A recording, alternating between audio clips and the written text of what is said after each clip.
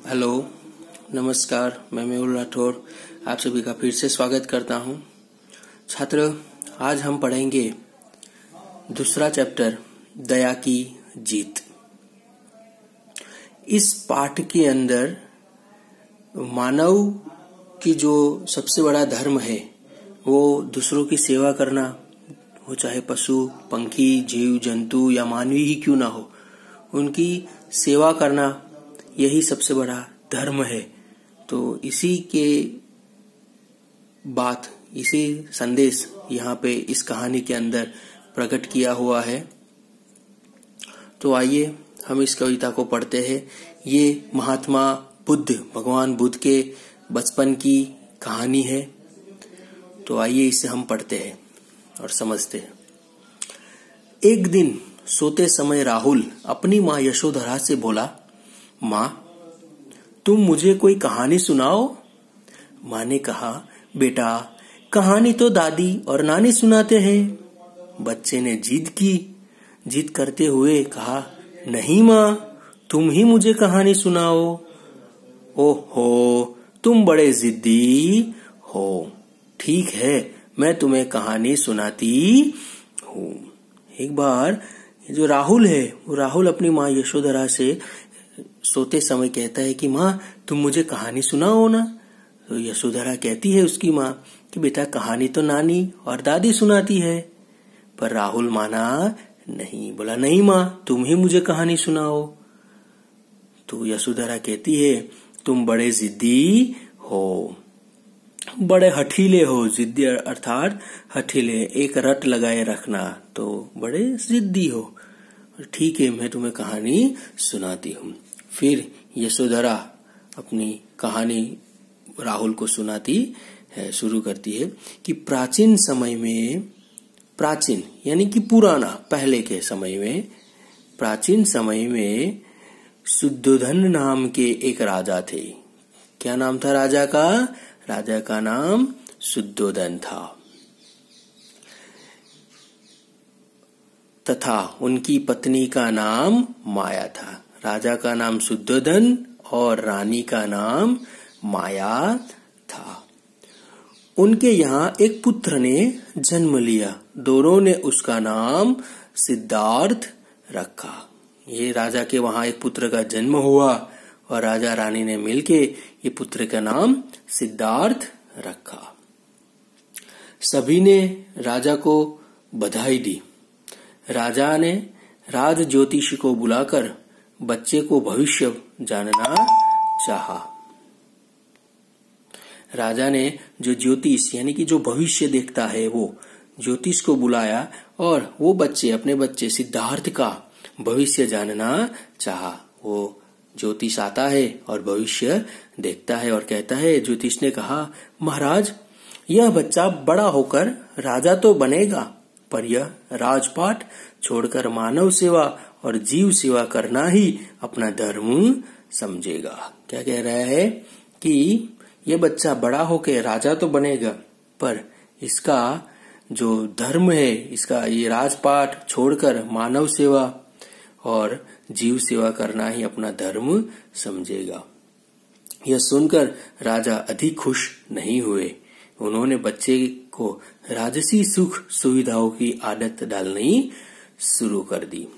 उन्होंने राजा से कहा कि ये बच्चा तो बड़ा होकर राजा तो बनेगा, पर ये राजपाट छोड़ देगा और ऐसे सेवा का काम करेगा। तो राजा को ये उतना अच्छा लगा नहीं कि राजा का बेटा होकर ऐसी सेवा करेगा सबकी, तो उसको अच्छा नहीं लगा।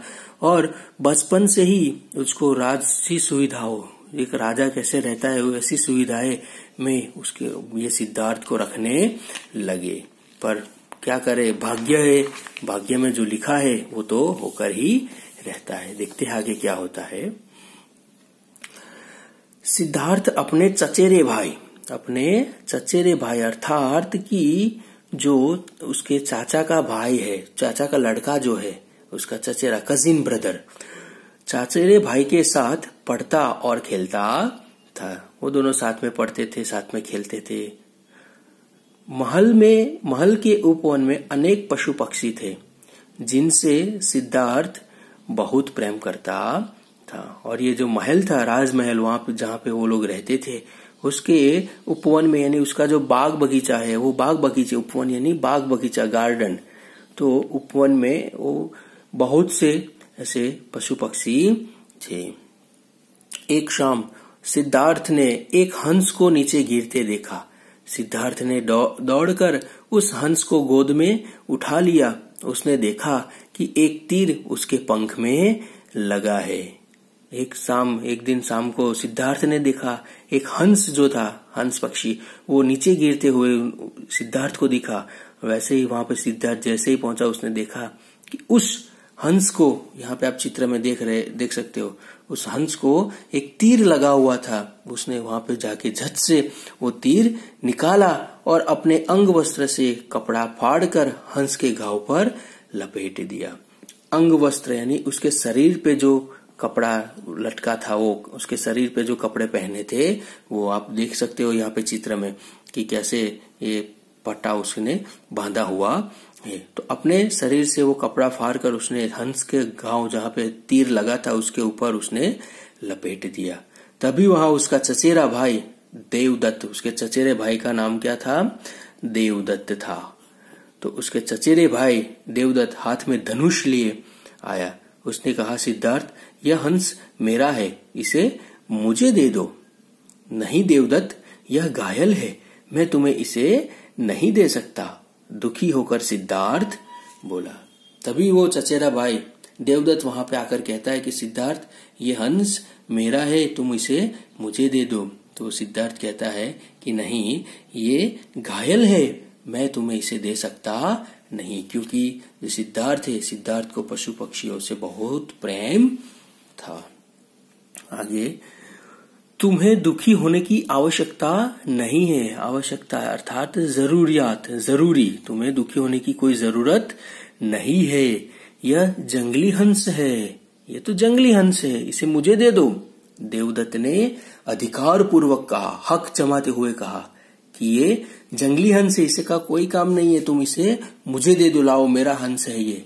पर घायल पक्षी को मैं नहीं दे सकता, इसकी रक्षा करना मेरा धर्म है।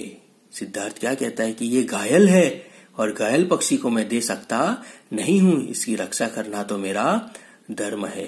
यह सुनकर देवदत्त क्रोधित होकर बोला, इसे मैंने मारा है, यह मेरा शिकार है और इस पर मेरा अधिकार है। जब सिद्धार्थ ने उसको पक्षी या हंस देने से मना किया, तो फिर देवदत्त गुस्सा हो गया, क्रोधित हो गया। गुस्से में आकर बोलता है कि ये मेरा है, इसे मैंने मारा है और इस पर मेरा अधिकार है। तो सिद्धार्थ भी बड़े शांत भाव से, शांत स्वभाव से उत्तर दे रहा है कि मैंने इसे बचाया है, इसलिए यह मेरा है। देवदत्त कहता है कि मैंने इसको मारा है, इसलिए ये मेरा है। सिद्धार्थ कहता है कि इसे मैंने बचाया है, इसलिए ये मेरा है। तो आप लोग भी सोचो कि ये हंस सही में किसका होना चाहिए। अब जो यशोधरा, जो माता अपने बच्चे को कहानी सुनाती थी, वो पूछती है अपने माँ अपने बेटे राहुल से पूछा, राहुल, हंस पर किसका अधिकार होना चाहिए?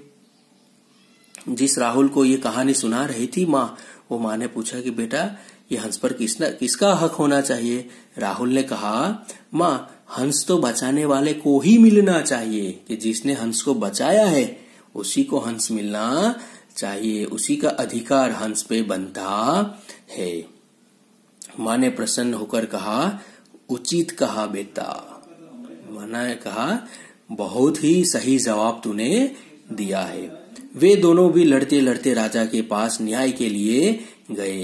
ये देवदत्त और सिद्धार्थ दोनों लड़ते लड़ते राजा के पास गए और न्याय के लिए गए। तो राजा ने फैसला किया, हंस पर पहला अधिकार सिद्धार्थ का है, क्योंकि भक्षक से रक्षक महान होता है। क्या कह रहा है कि राजा ने भी यही फैसला सुनाया कि हंस पर जो अधिकार है, वो हंस पर अधिकार सिद्धार्थ का है। क्यों? क्योंकि भक्षक से रक्षक महान होता है। भक्षक अर्थात मारने वाला और रक्षक अर्थात बचाने वाला, कि मारने वाले से बचाने वाला महान होता है, बड़ा होता है।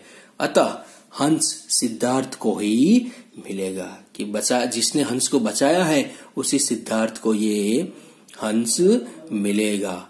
यही सिद्धार्थ बड़े होकर महात्मा बुद्ध कहलाए, जिन्होंने अपना समस्त जीवन सत्य, अहिंसा, परोपकार व मानव धर्म को समर्पित कर दिया। और ये जो बचपन में सिद्धार्थ के नाम से जो प्रसिद्ध थे, वो बड़े होकर फिर महात्मा बुद्ध के नाम से प्रसिद्ध हुए और उन्होंने अपना समस्त जीवन फिर सत्य, अहिंसा, परोपकार, इन सब मानव धर्म को समर्पित कर दिया। अपना पूरा जीवन मानव धर्म को समर्पित कर दिया।